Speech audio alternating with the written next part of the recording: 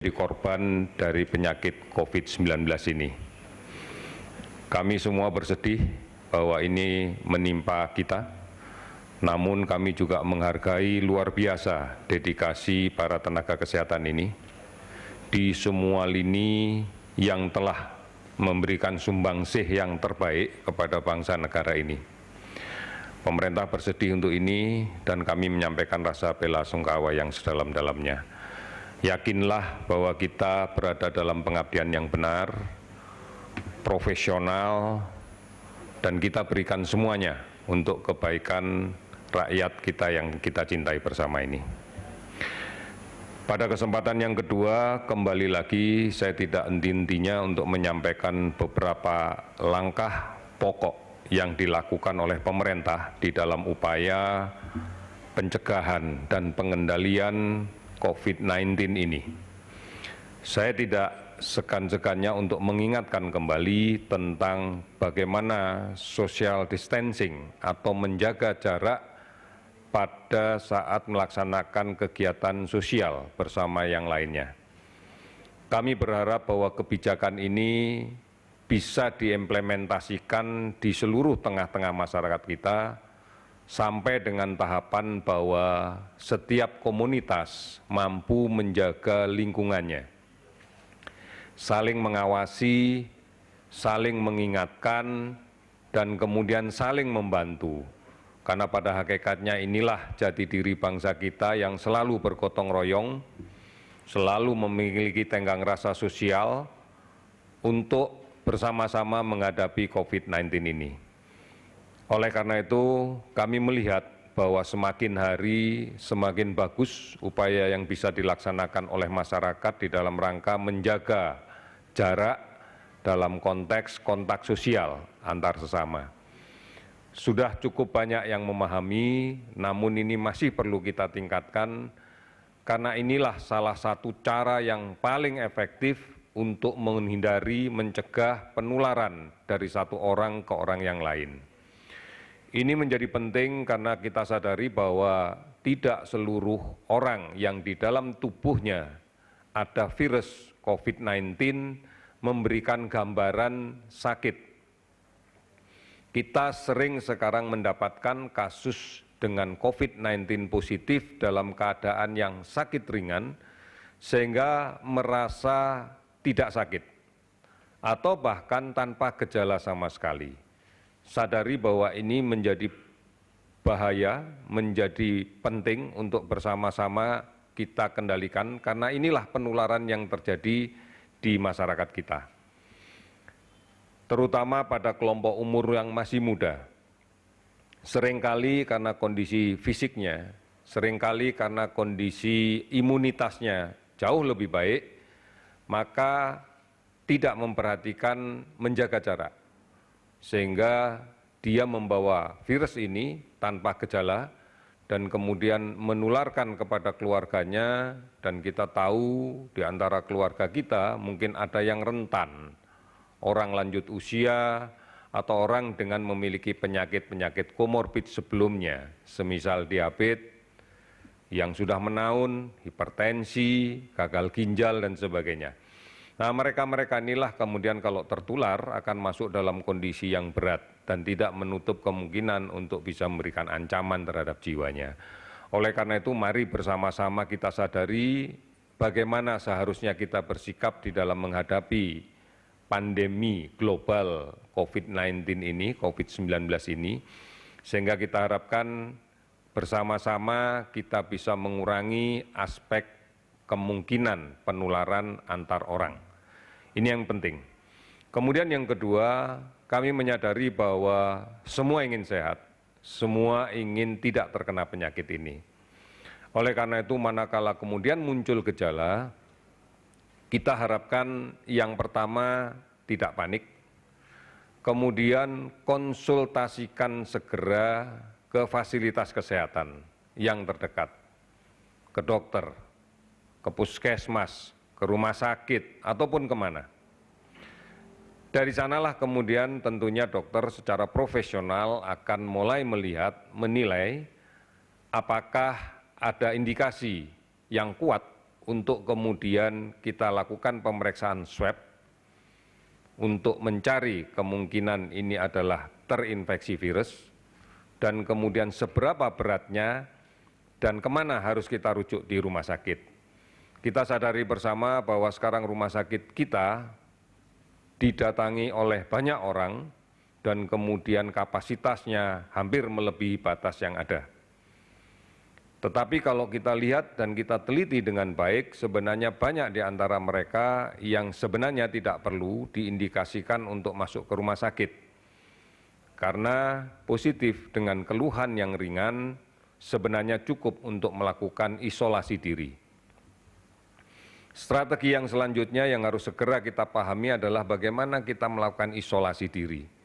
Isolasi diri ini memiliki makna bahwa kita secara aktif melakukan upaya untuk melakukan pencegahan agar tidak menularkan ke orang lain manakala kita yakini atau kita duga diri kita sedang sakit. Tinggal di rumah, batasi kontak dengan anggota keluarga yang lain, tidak menggunakan alat makan dan alat minum secara bersama-sama, melakukan monitoring kondisi kesehatannya secara rutin, dan bisa melaksanakan konsultasi terus-menerus dengan para tenaga kesehatan yang profesional, baik melalui call center 119, ekstensi 9 yang 24 jam aktif, maupun melalui unicorn yang lain, apakah Halodoc, apakah kemudian Sehatpedia, dan yang lain-lainnya.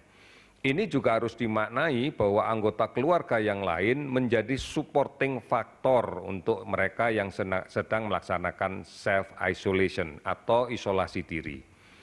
Tentunya komunitas menjadi penting untuk saling membantu.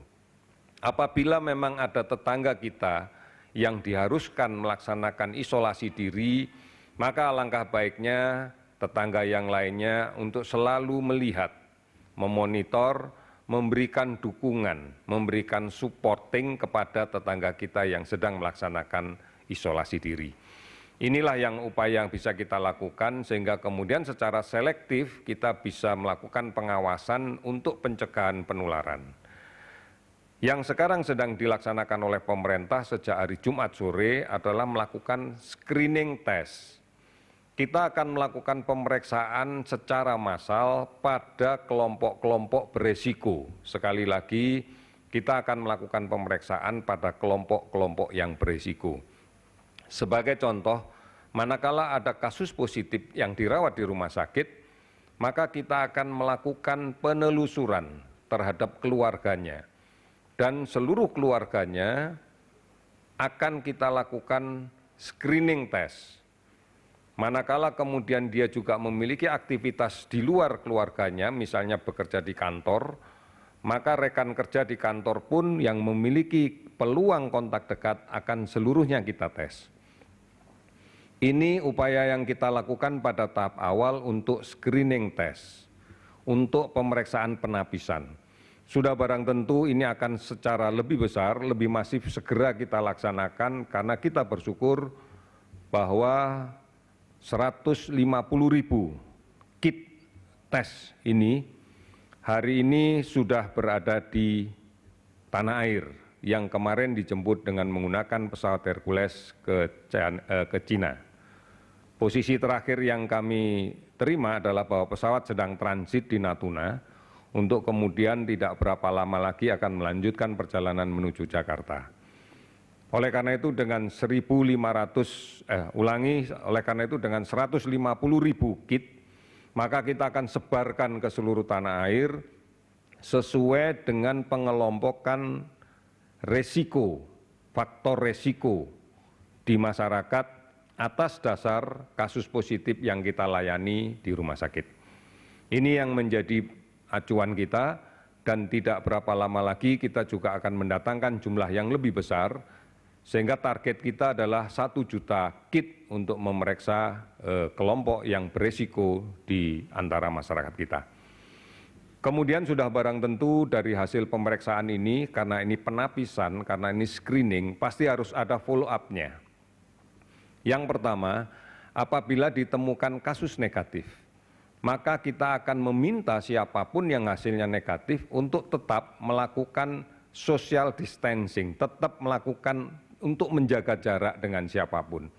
Karena hasil negatif tidak memberikan jaminan bahwa yang bersangkutan tidak terinfeksi.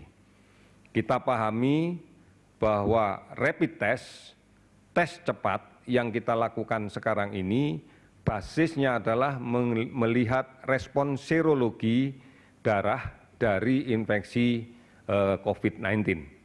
Sehingga tentunya pada infeksi yang masih berada di kisaran sebelum 7 hari, 6 sampai 7 hari, tentunya respon imunologi belum muncul. Hasilnya pasti negatif meskipun di dalam tubuhnya sudah ada infeksi. Oleh karena itu ini harus diulang lagi di 7 hari berikutnya untuk memastikan apakah memang betul-betul negatif atau memang masih pada masa di mana respon serologinya belum terbentuk. Nah, inilah yang kemudian menjadi dasar buat kita bahwa tidak ada satupun yang memberikan garansi bahwa kalau pemeriksaannya negatif itu dimaknai tidak terinfeksi. Apabila 2 kali dilakukan pemeriksaan dan ternyata tetap negatif, kita bisa meyakini bahwa saat ini sedang tidak terinfeksi, tetapi bisa besoknya terinfeksi manakala upaya untuk kontak dekat tidak dijalankan, kemudian upaya untuk melakukan isolasi diri dari orang lain yang positif tidak dijalankan dengan baik. Ini yang menjadi penting sehingga kita harus memahami itu. Manakala hasilnya ditemukan positif, maka kita akan melakukan pemeriksaan ulang dengan menggunakan PCR. Karena PCR ini adalah pemeriksaan dengan metode molekuler yang memiliki sensitivitas jauh lebih tinggi dibanding dengan rapid test yang berbasis serologi. Oleh karena itu dari sinilah nanti akan kita pisah-pisahkan positif tanpa keluhan atau positif dengan keluhan yang sedikit, maka kita harapkan mampu bersama-sama masyarakat semuanya untuk melaksanakan isolasi diri di rumah dengan pengawasan komunitas tentunya. Namun apabila disertai dengan gejala ringan sedang, maka pemerintah sudah menyiapkan penambahan ruang isolasi rumah sakit. Beberapa saat yang lalu kita sudah mendengar bersama-sama bahwa ada satu hotel oleh pihak swasta yang didedikasikan untuk isolasi rumah sakit di dalam jumlah yang besar. Bahkan sekarang Wisma Atlet sedang dalam proses untuk kita kejar segera siap. Harapannya hari Senin besok juga sudah bisa dioperasionalkan. Dua-duanya ini adalah prototipe yang kita bangun di pusat, harapannya nanti juga akan dilaksanakan oleh pemerintah daerah dalam rangka melaksanakan isolasi rumah sakit. Sehingga hanya untuk kasus-kasus sedang berat dengan komplikasi yang berat, ini sajalah yang kita kirim ke rumah sakit yang memiliki ruang isolasi tekanan negatif dengan peralatan yang canggih. Ini menjadi penting karena kita harus selektif betul memanfaatkan kapasitas rumah sakit yang ada. Sehingga kita tidak kemudian secara tergesa-gesa, kita seluruhnya dimasukkan di rumah sakit, nanti kalau sudah ada pasien yang kemudian memiliki tuntutan layanan rawatan untuk menengah dan berat, sedang sampai berat, kita jadi kelabakan untuk menyiapkan. Ini tentunya akan mutlak membutuhkan kerjasama semua pihak, bukan hanya pemerintah. Di dalam komponen pemerintah itu adalah mengintegrasikan kapasitas sipil militer, juga dengan dunia usaha dan masyarakat. Ini menjadi kunci keberhasilan kita bersama-sama untuk memerangi COVID-19. Yang terakhir saya akan menyampaikan update dari kasus positif yang kita rawat sampai dengan tanggal hari ini pada pukul 12.00. Ada penambahan kasus positif sebanyak 64 orang, sehingga totalnya adalah 514 orang. Ada juga penambahan kasus yang sudah sembuh, sudah 2 kali pemeriksaan negatif dan dinyatakan sembuh dan dibolehkan pulang, sebanyak 9 orang sehingga totalnya menjadi 29 orang. Namun juga ada penambahan kasus yang meninggal dari perjalanan penyakit ini sebanyak 10 orang, sehingga total yang meninggal pada posisi sekarang adalah 48 orang.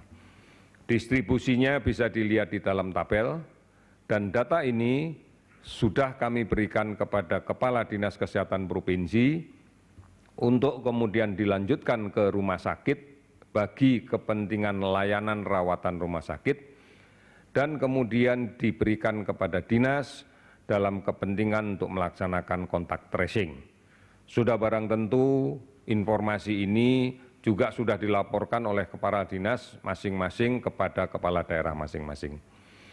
Ini yang kemudian harus kita bangun sekali lagi, bahwa social distancing, menjaga jarak itu harus kita laksanakan dengan basis komunitas saat ini. Harapan kita adalah masyarakat saling mengingatkan, masyarakat saling mengawasi. Beberapa pembelajaran baik sudah kita didapatkan dari beberapa kasus ini.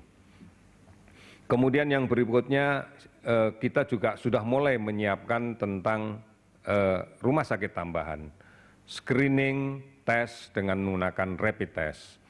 Dan kemudian obat-obatan yang sudah akan kita gunakan pun juga sudah kita miliki. Namun sekali lagi, obat-obatan ini adalah atas resep dokter, atas indikasi yang diberikan oleh dokter.